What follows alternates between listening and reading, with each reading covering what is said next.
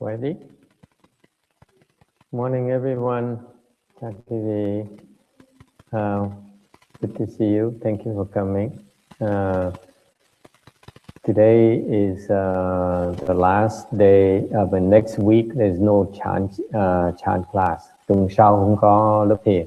Because next week, the next couple weeks, next couple Saturdays, we'll be having the Sharira exhibit. Tại vì thứ bảy tuần sau nữa đó, thứ bảy tuần sau nữa sẽ có cái triển lãm xá lợi để cho mọi người tới thăm, tới chiêm bái.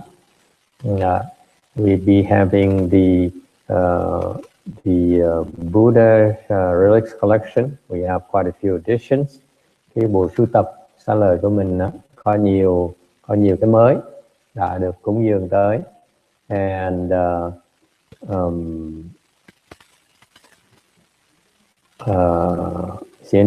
I keep on forgetting to tell you that the latest edition from the Thai temple, don't exhibit it. We don't have room for it. Not this time. Okay. Quên nói thì có cái chùa Thái Lan mới cúng một mối xá lợi thì sẽ không triển lãm, tại không có đủ chỗ đâu. In particular, we have the Sharira from the burning monk, the Vietnamese burning monk. He's very famous. Mình có xá lợi của Hòa thượng Thích Quảng Đức. Okay, and so we cordially invite you to join us the next weekend and the following weekend for that, because that week is the week of the Lunar New Year. Tại vì theo thường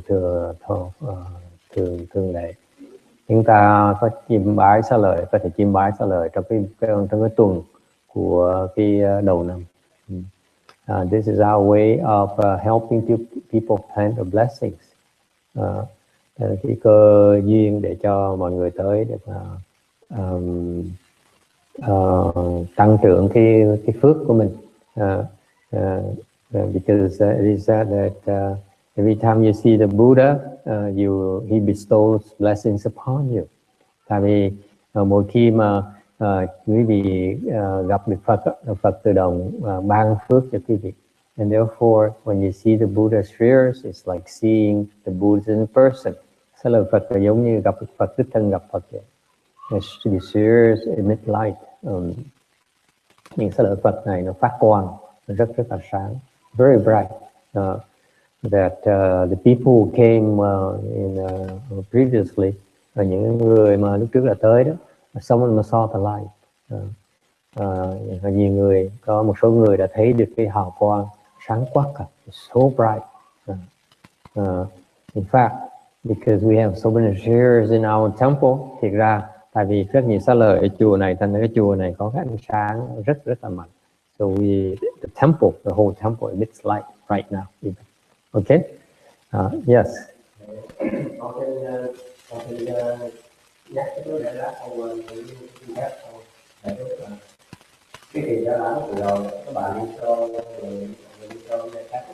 Can you come up here and talk to us?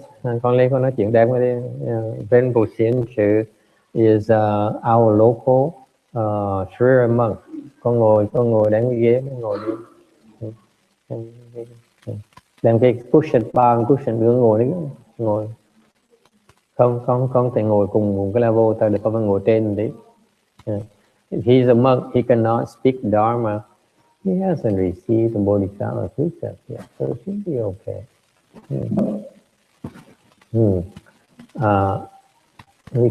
We can't speak Dharma to you. We only speak Dharma to you from a Dharma seat, so it's elevated. So we're supposed to sit a little bit higher than you. Theo cái truyền thống đó, theo giới luật đó, thì chúng tôi lúc mà nói pháp đó, phải ngồi cao hơn cái gì một tí, phải ngồi pháp tòa nữa, không thôi. That's how we show respect to the Dharma we speak. Đó là chứng tỏ cái sự tôn kính của cái pháp mà mình Di Đà Phật. Okay, so I give to you when we see you. Can we capture him too, or that camera is good enough? Okay. This is for posterity. 20 years from now, you will, oh, the great Master Xianzhu spoke Dharma the other day. It was so wonderful. I was there. Rồi sau 200 năm nữa, cái vị sẽ nói, Hòa thượng Thích Hiền Trì nói pháp, trước tôi nghe. Rồi Venerable Xianzhu is our local monk, sure monk. Thầy Hiền Trì là thầy chuyên môn phụ trách về cái bộ sưu tập xá lợi này. Actually, I asked him to leave the home life just for the express purpose of taking care of share collection. Thì ra thầy một lý do mà thầy khuyến khích thầy Hiền Trì xuất gia là tại vì để thầy lo cho bộ sưu tập này. He's getting more and more shares that he can ever imagine. Càng ngày càng có nhiều xá lợi, thầy rất là sung sướng. Yes, I give you Venerable Xianzhu. Đây là thầy Hiền Trì. Kính thưa quý vị, speak a few sentences. Allow me to translate for the English speaking. Okay, don't speak too much. I'm getting old and I am become forgetful. Cô nói vài ý rồi cô ngừng lại cho thầy thông dịch ra cho mình tiếng Anh. Nói nhiều quá đều quên. Càng ngày càng lớn tuổi không nhớ được nữa. Cái xá lợi triển lãm năm rồi đó, có hai cái rõ ràng nhất là cái người đó là một người hình như là người Nhật hay gì đó, mà cái cô đó người Nhật lai ở bên Hawaii cũng qua đây. Their last exhibit in August or in December, in February. Cái cô này khoảng chừng Okay, let me translate. The last exhibit, there is a couple instances I'd like to relate to you. Number one is that there is a lady, either I think she's a Japanese or something. She came from Hawaii to take a look at the exhibition, and he's around 30.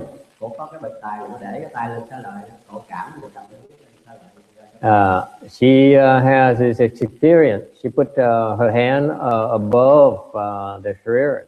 Okay, the Shariras, she put a band above the Shariras. Which Sharira is that? All of she put her Shariras on her hands above the Shariras, and she can feel the force field. She can sense the force field. Tôi hướng dẫn cậu đi hết tất cả mấy cái tủ và tôi mở ra cho cậu để lại là gì tôi nói cái nó rất So Venerable Xianzhu talked to her and opened the cases for her to all the Shariras. And then she said that when she put her hands close to the Shariras, she can feel the force field, which is very, very strong in all the Shariras.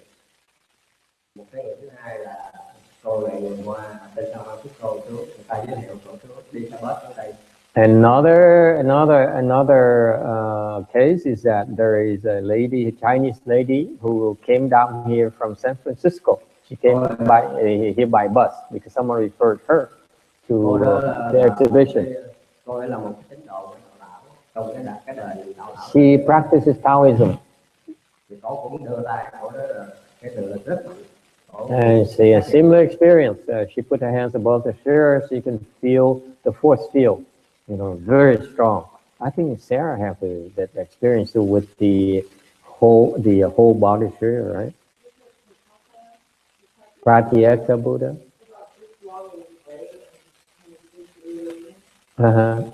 You see the force field?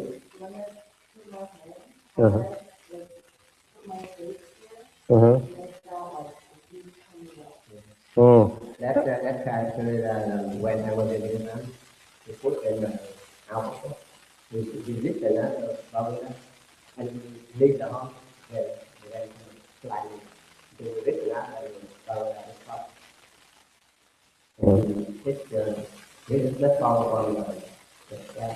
Khi cô Sharira, người Đà Hàn, cô nói là cô thấy cái xá lợi mà của Bích Chi Phật của mình đó, cái mà trong đó thì xăm xám đó, thì cô nói là cô để cái mặt cô gần đó thì tự nhiên thấy cái lực nó mạnh, rất là mạnh. Okay.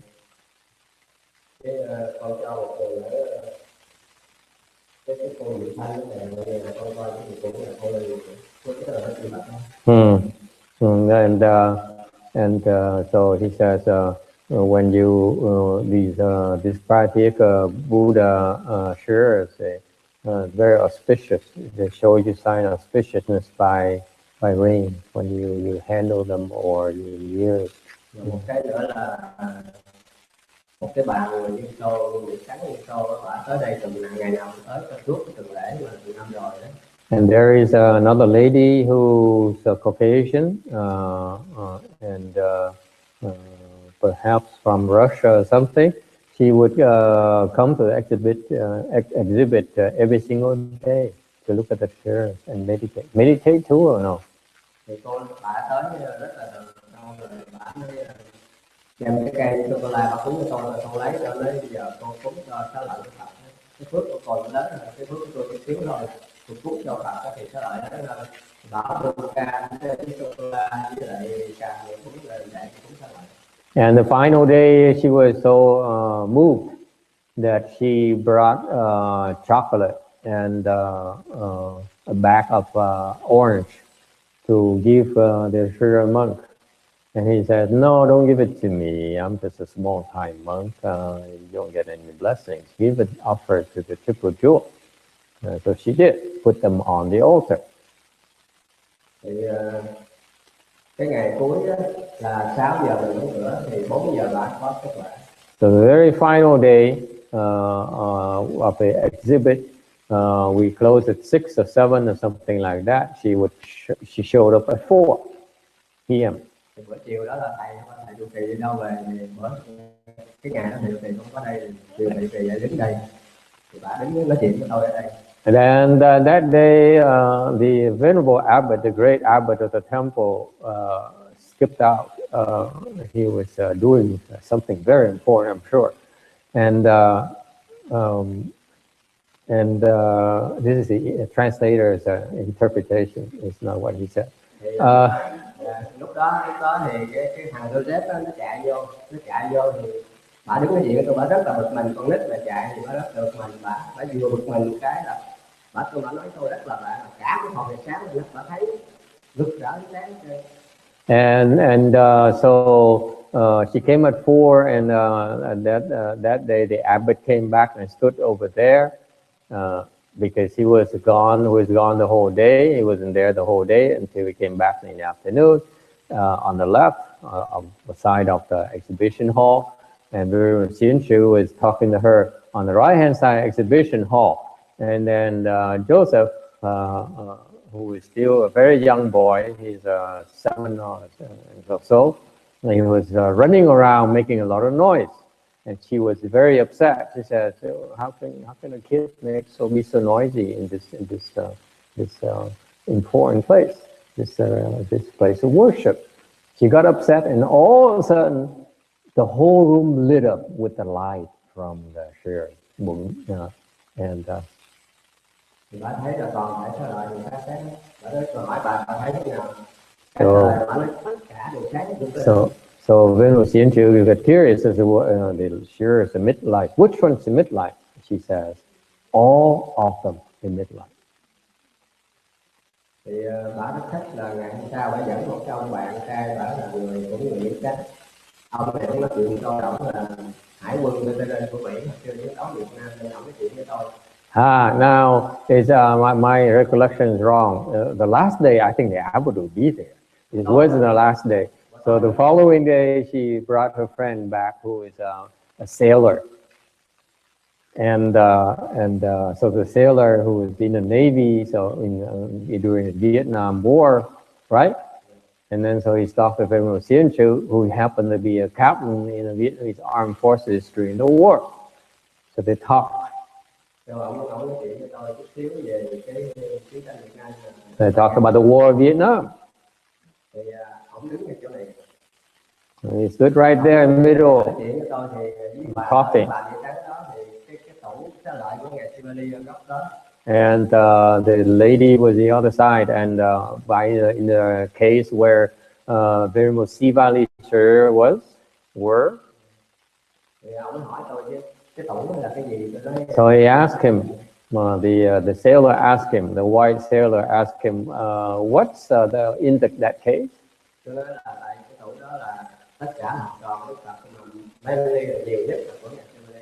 So the answer from Xianchu was that that's the case that contains the disciples of the Buddha's Shariras, but quite a lot of Sea Valley Shariras are in there.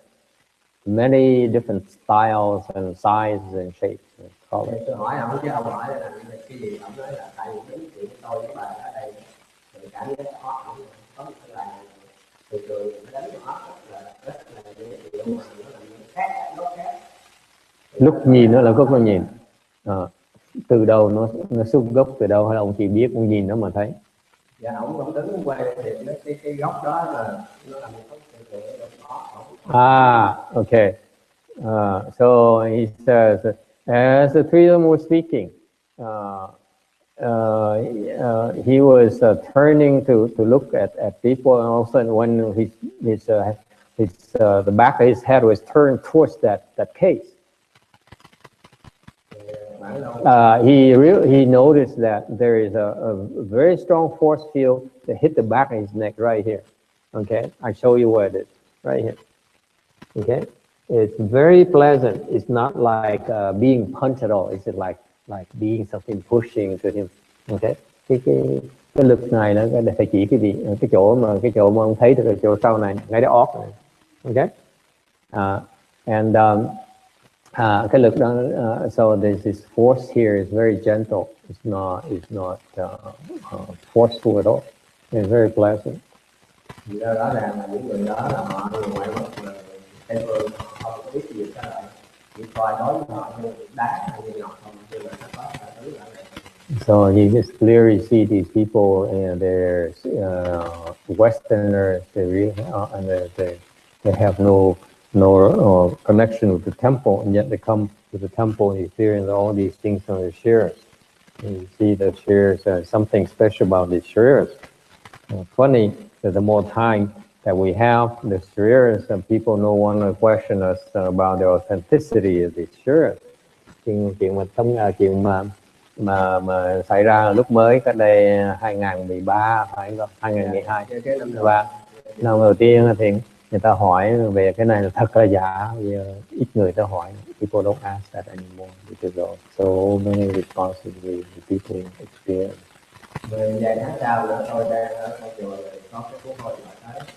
And a few months later, phone call, people called the temple when he was there.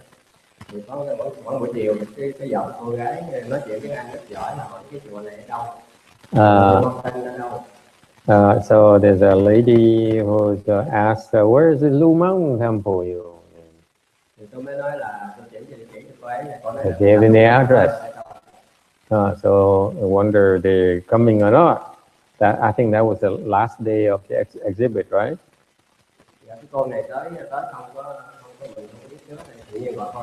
I just called out from the blue about and inquired about the exhibit in the temple. No, the exhibit or the temple? Just the exhibit. So it was 3 p.m. And she came as she asked for. Within 15 minutes later, she came at 3 p.m.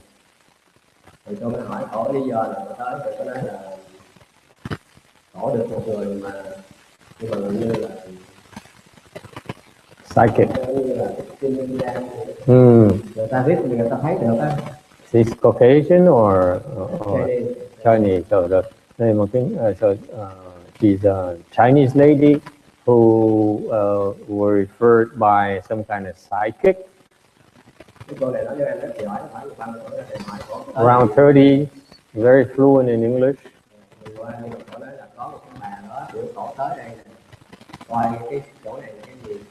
And so when we seem to ask her why did she come, and she says a psychic referred her.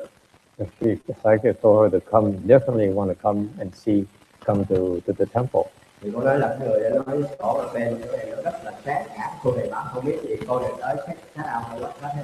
says, the psychic says at night all of a sudden she saw this area so bright. that even at night, so she said, you better go to the temple and check out what is it they have there. That's why they're so bright. That day or that night, we occasionally, by the way, we rent a searchlight and we shine the heck out of it.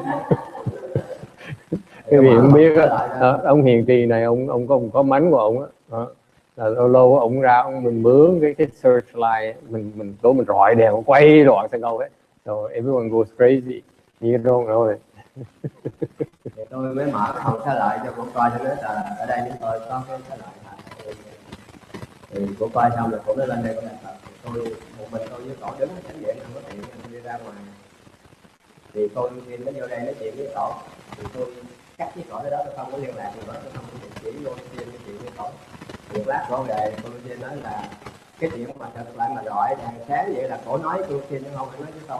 Tôi tiên thật lại tôi nghe là cổ tới đây lý do là vậy đó. So it turns out that later he found out that the reason she came is because she never explained it to him. She explained it to a Chinese lay person indirectly who was there that day, and the reason, that's how Venerable Xianchu found out. She never told Venerable Xianchu. Nói với cô Tiên vấn đề là cô thấy ánh sáng rồi là được cổ như vậy đó, thì tôi mới hỏi cô Tiên, cô biết cái số tôi hỏi cổ không? Cô Tiên nó cũng quên là mình không có liên lạc, cô Tiên cũng quên, con về cô Tiên không có hỏi gì vậy. Cái chuyện mà thấy ánh sáng rồi nọ là cổ nói cô Tiên. So the light here is comes from those people who talk to each other in Chinese, okay, and so you see, these Sharira is really in midlife. Thì quý vị biết không, cái trả lời thiệt sự rất là sáng, phát quang. And this is why the nature of the Sharira is such that the light bestows blessings upon you. Cái hào quang đó nó ban phước cho quý vị. Nó dispel. Nó rất là quan trọng, mà tôi không có nói với ai, có lẽ là tôi chưa có nói với ai. Nhưng mà chẳng ở đây nói ví dụ nói những cái gì có qua không thì nghe là cái đạp thi đều đem qua gì và tiếng bài thôi là bài thì vậy là đi ra tới để con hiểu biết của ta còn nữa tiếng này còn nó báo là cái xấu là trở về cái đế là trở về cái chỗ nói đi xong cái nó bay lại thấy mình nghĩ là bay lại thì bay không qua được nó bay như liên lạc bay như vậy rồi cho nên thì mình thấy họ cũng bay qua Nhật là một ngày tại thị trường này từ sáng đến chiều với các bạn. What you don't realize is that he flew to Vietnam to get some to bring back some very important material. I sent him there, and that day, this is a couple of years ago, and he as he departed, with a lot of them with him, very important, you know. And that's the day he brought back the two shares we have. Okay. The first one we have, and along with many spirits, very important spirits. And then he, after soon half an hour after the airplane took off, the weather worsened very strange. The weather all of a sudden became so bad that they have to turn the airplane back. Okay, and when they but what happened is also very funny, is that they were scared to come back to Vietnam, the Saigon airport. They actually got lost. They were disoriented, so they landed in Japan, in Tokyo. In Tokyo airport. Okay, by mistake, and then they were stuck there for one day. How is Japanese food? Đồ ăn Nhật ra sao? Có được ăn không? They give you food? Oh, he ate McDonald's. $9. They give me you. They didn't pay for it. Or they didn't pay for it. $9. $9 McDonald's in Tokyo airport. Yes. Yeah, he was a lay person. Yeah, because what happened is, to tell you the truth, what happened is that what happened is that the history about the collection is, what happened is after he gave me his 10,000 shares, he has about 10,000, so he gave me the first donation is 10,000 shares. Cái câu chuyện như vậy nè, là lúc ông này lúc ông tại gia ông có khoảng chừng một vàng, sau đó ông cúng cho chùa. Okay, and then because of that, someone in Vietnam says, I want to donate shares too. So among which is one pusher. So that's why I said I was planning on going myself personally. Và từ lúc đó thầy mới tính là qua bên kia, học đích thân đi rước cái lời Phật về kia, nên là but then I thought about it. It's not a good idea because I go back there, I draw a lot of attention. Thì chị không nên làm, tại vì cái về đó nó sao động nhiều người. So I sent him there. I sent him there. So anh nên phải nên gửi ông này đi về đó để mà hộ tống cái sao lại bộ cái phần qua. So to escort the pusher and the managers back here. And that's why he went there. Buổi chiều đó cánh trở về lại cho Francisco con cái gì đó, nhưng mà sau này có một người mà cảm ứng, người ta biết được đó, ở Việt Nam người ta nói với tôi đó, lý do tôi lạc như vậy không phải là sự cố ý của Tam Bảo Quên. And it turns out that, and then after being stuck a day in San Francisco, my goodness, I'm hungry already.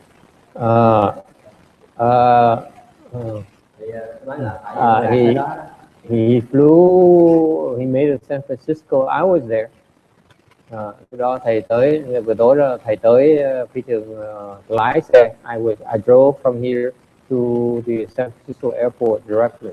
Thì đó tối đó thầy lái thẳng từ ngày đó, để thẳng từ Los thẳng tới phi trường San Francisco để tiếp đón, để nghinh tiếp cái sau lời răng của Phật, in order to greet, to welcome the teacher.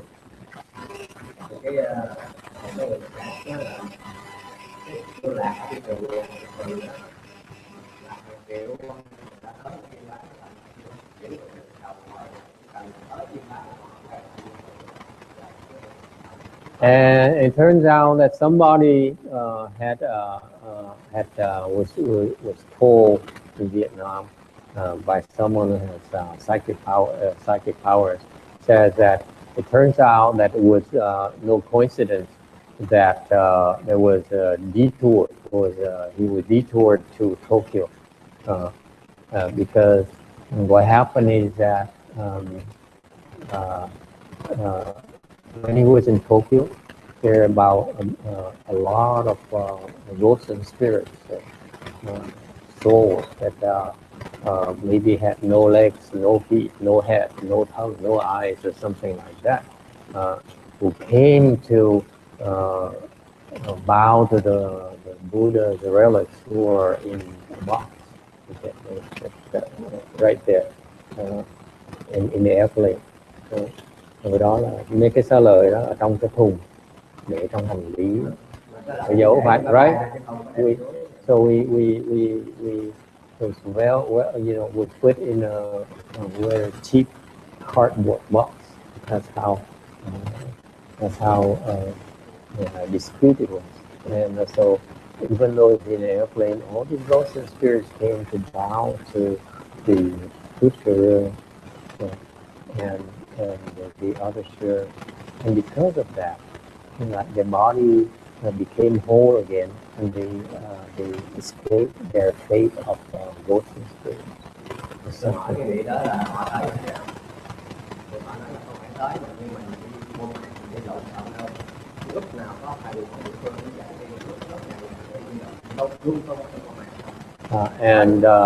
So he asked him how did they come? I mean, that's strange. So it's narrow and within an airplane, how would they come? And he said actually they came by group, very well organized. It's not like when the in goes to shopping in Walmart, everyone is chaotic and here it's very, they file in and they are led by respectful grocery store. Thầy vừa thì nói trên đó một chút tôi cũng thấy là cái xá lợi của mình nó không phải đá cái viên đai lên đó mình coi rồi nó có cái gì phía sau đó nó có lợi cho mình do tất cả những dây thanh linh thân nên mình tới là mình càng cái trọng này để không đến thì càng khó. And so he says that's why he wants to share as for my request. These shares are wonderful. They are very beneficial to living beings. It turns out I want to add something. Not thêm cái gì nghe.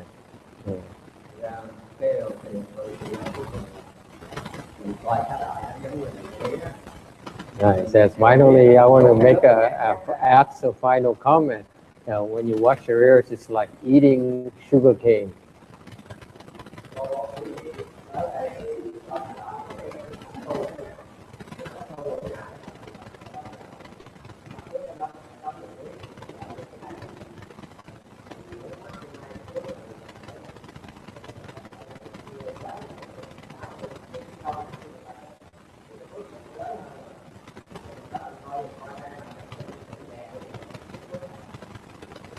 Rồi cái ăn mía nó chỗ nào trống á,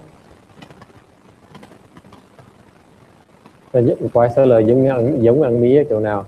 Tức là mình không có coi xá lợi là quan trọng bằng cái đạo đức với công hạnh của Đức Phật, mình quán tưởng cái đó mình trước cái đó. Nó ăn mía chỗ nào vậy? Tức là mình ăn mía mình chỉ nuốt cái nước ngọt thôi, mình không có nuốt cái xác. Mình coi xá lợi như vậy mình không có nuốt xá lợi, mình cái đạo đức cái công hạnh Đức Phật mình quán mình con ham đó cái phước lớn vô cùng. Trọng tại sao ông này bỏ vợ bỏ con bỏ nhà về tôi khổ thành để giúp chúng sanh như vậy mình bắt trước cái đó để mới hay chứ mình phải coi cái loại mình coi kinh hoàng không được bạn. I need to meditate more. I still don't understand. He says, watching a sphere, buying the sphere is like eating sugar cane. You don't when you do eat sugar cane, you don't swallow the stuff. You don't swallow the juice. Okay. Same thing when you watch your ears. You don't have to touch your ears. You don't have to swallow the ears. But the ears with the light and all the blessings are basically all the time. Okay. I need to meditate on this. Too profound for me. This is what happens when you let these people meditate too much. They see things you don't understand anymore. Mấy cái ông thầy này thiền quá nhiều, thành ông có những cái trí tuệ mà thầy không có được, thầy không hiểu, nói gì luôn. And I'm about to start eat, help them, ask them to sit even longer. I'm going to ask them from now on, these trainees, these new people that I want to sit for. At least once a week, or twice a week, preferably twice a week. They rotate and they sit for 10 hours plus per day to help their practice. Maybe they will do that. And if you keep on doing that, I cannot keep up with their progress. Maybe not. That's it? Okay, thank you. Wow. How can you follow that? Let's go to lunch. Làm sao mà mình tiếp tục được như vậy? Thôi mình đang trưa sớm vậy thôi. Không có thể cách nào mà hơn nói pháp mà hơn. I cannot outshine this wonderful Dharma talk. Does anyone have any questions? Thầy không thể nào mà nói pháp hay hơn như vậy được nữa. Nói thì sẽ lời hay quá. It's so wonderful. Ai thắc mắc gì không? Yes.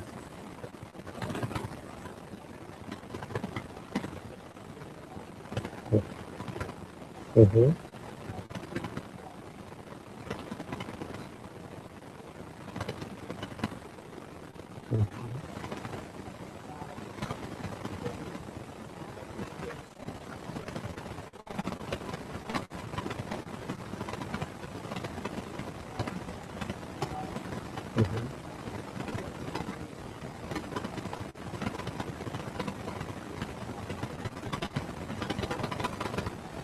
Ừ.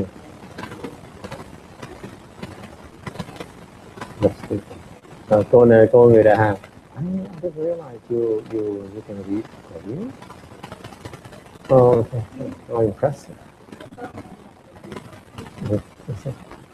Cô Đà Hàn có nói là Đà Hàn, bên Đà Hàn cô đọc về bên Đà Hàn có cái chùa kia có cái lời Phật đem ra trong cái chùa trong rừng đó, phải xây một cái tháp để xá lợi Phật trọng. Thì trong sau này có người sống gần đó cũng sẽ nói trong rừng buổi tối nó phát ánh sáng, rất là sáng.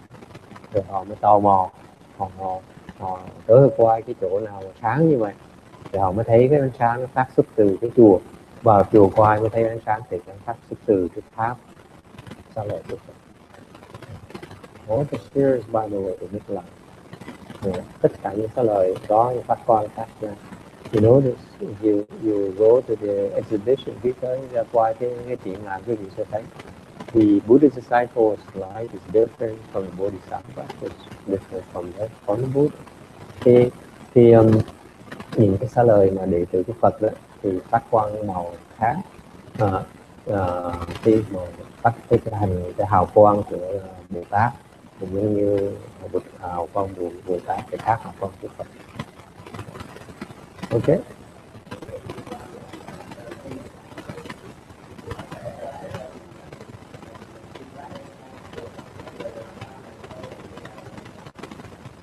Loại của tôi đó, cái chiến tranh đó lại cũng vừa quanh kính nói thì cái đó tạo một phước vô cùng lớn hiện đời có họ phước làm sao để cái nhân có thể quý vị thấy từ tới mình dự lãnh đâu cao lắm là 2.000 người tới chiêm bái đi, 2.000 người trên 4 triệu dân đó anh các chị thấy gì cũng có không? So as a Buddhist Sutta says, you come and bow to the chairs and worship chairs and be respectful and admire the chairs. There's tremendous blessings that will be bestowed upon you this lifetime, and you can use to know and to many more lifetimes. And it's a rare opportunity because maybe last year about 1,000 people. This year should be a bit more, a few more. But how many people can have the blessing to come and get more blessing? It turns out that let me tell you something. And I could be thêm tiền we have a lot of shares who are stored in the temple who are guarded in the salon, but they're locked up. They're quiet. Okay, what it means is that even the invisible beings like ghost spirits and God, có nghĩa là những cái chúng sanh mà chẳng hạn như là mà không thấy được, cái gì không thấy được, hoặc là cái tần số khác, thì chẳng như là quỷ thần với là thiên nhân là trời. Even though they see the light, they come here, they don't have the chance to go to the spirit. Mà do biết là tới cái họ không có được vào, they not allowed until he allows them in. Họ không được vào trừ khi cho phép vào mới vào. Okay, remember I told you a story about the box of shares in the airplane in the Tokyo airport. Thì nói cái chuyện mà quý vị thấy không? Cái thùng xá lợi mà để trong máy bay ở phi trường Tokyo đó, they are allowed there because we allow them to come and bow to the church. Lúc đó họ tới được viếng chiêm bái được tại vì phải cho phép họ lại. Whereas when we lock them up like here at the temple, they may not come in. Mặc dù ngược lại khi mà ở chùa này mà khóa như vậy họ không được vào. Những tiền này cho nó không được cho phép. Okay. Loại một ngôi ngon thì nó nhìn cái chuyện kỳ lạ hơn, tuyệt diệu hơn cái lý tưởng. Okay, so yes, How you lock it up? You go to Home Depot. Hỏi nó làm sao mà khóa nó lại, thì nó phải mua cái khóa Home Depot. You buy. Yeah. It's no security camera, so mình gắn mấy cái camera để mình yes.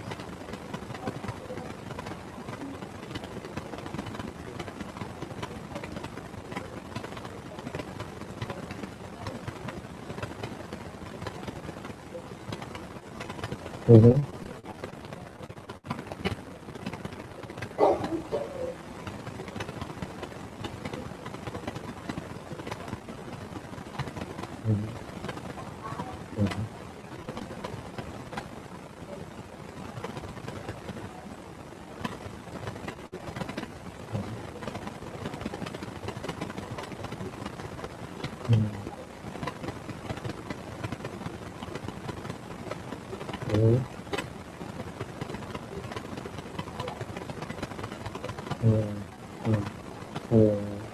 Rồi có cái cô ngồi sau đó, cô nói là lần tiên cô nghe trả lời cô muốn tới mà không có duyên tới, buổi chính xác cái việc đó trước khi đi làm đó 9 giờ sáng á, rồi tới đây mở cửa vào thì thấy cái ánh sáng, cái tập điện sáng rực và cảm thấy rất là an lạc. Lần đầu tiên mà an lạc như này, nói bé nữa. I'm happy for you.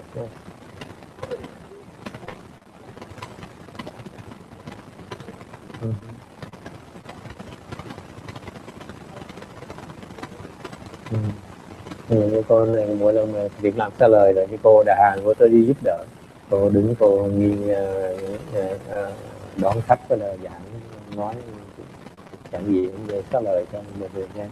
Thì cô nói mỗi lần có tới mà lần những lúc làm mỗi lần cô đều tới hết, every single time you help every single time with and cô rất là sung sướng, cô cứ cười hoài, cứ mỉm cười, cái mỉm cười càng ngày, người rất là sung sướng lên. Very good. So do come, okay? If you have friends and family and relatives, you should bring them. It's very good for them. Vì mà có thì giờ thì khi việc đến có cái phước báo nó rất là lớn, giúp đỡ rất nhiều người. It turns out, by the way, because this is a time class on marketing, tí xíu rồi thôi, học cái lớp xuất tiền nói cái tiền cái gì đây. This Sharira are many Chinese rất nhiều người thiền sư, cái tu thiền nó có khi mà họ tán họ rất nhiều là sao này. Tremendous, a lot of prayer because Chinese had the cremator, my master, who was a patriarch of the Wei Yang lineage, như là tiến hóa ưng sư của thầy đó, là tổ sư đời dòng tiên ngưỡng đó. Nói là họ tán là có hơn 3.000 cái sao này. He has like 3 to 6,000 volunteers, and they very sought after. Only his temples have mấy cái lời của ngài Tiến Hóa quý lắm. Có chùa mà ngài mới có thôi. It turns out that the abbot of the CPTB sent me a small share of him. Cách đây vài năm, 3-4 năm trước, 3 năm trước thì ông tư chùa đó gửi cho thầy một cái ngôi xá lợi của ngài để nhỏ. And then a lay person gave me Shakyamuni Buddha share as well, his own Shakyamuni Buddha share. So, ông tư sĩ mà được gửi đi đó vẫn chở cái xá lợi đó từ trên bằng thành xuống đây, thì mới từ đích thân cho cái xá lợi, cái cúng dường xá lợi này cái family riêng của ông cho cái chùa. They were there on the under Amitabha statue. Rồi để hai cái tháp xá lợi đó, họ cúng có tháp luôn sẵn đó. So we put the fruit on the Amitabha statue. Thì cúng để đây đó. And then the two nuns who were causing troublemaking with causing a lot of trouble. They stole hai cái sư cô mà lúc trước là làm bậy ở chùa đó, cắp hai cái. So now I don't have any fear, but I'm sure in the future we get more. We have a lot more. Về thành là thì lúc đó là those that were 3 years ago were the only shares we had. 3 năm trước là chỉ có 2 xá lợi đó thôi. They stole it from us. Không cắp luôn, đem đi thôi. And I didn't have camera systems back then. Hồi đó không có mấy. Because if I had camera, they'd be in big trouble. Hồi đó mà đây có cái máy đây gắn là họ tiền lắm mà. Anyway, but so the spheres are a reflection of the virtue and the amount of blessing that is cultivated. Người có xá lợi mà quý vị mà có xá lợi sau khi chết mà có xá lợi là chứng tỏ quý vị là người đạo đức, có rất là đạo đức và phước báo quý vị lớn như vậy. You have tremendous goodness. You have Sharira, thành ra cái chuyện mà có được trả lời là chuyện quý báu không thể tưởng tượng được. Okay, so you have tremendous blessings before you have these things. Có phước là được. Okay. All right. Anything else? I don't know you know. Okay. If not, then it's about time. Let's end here and go to lunch. Nếu không mình ngày đây mình đi trưa, mời quý vị đi trưa.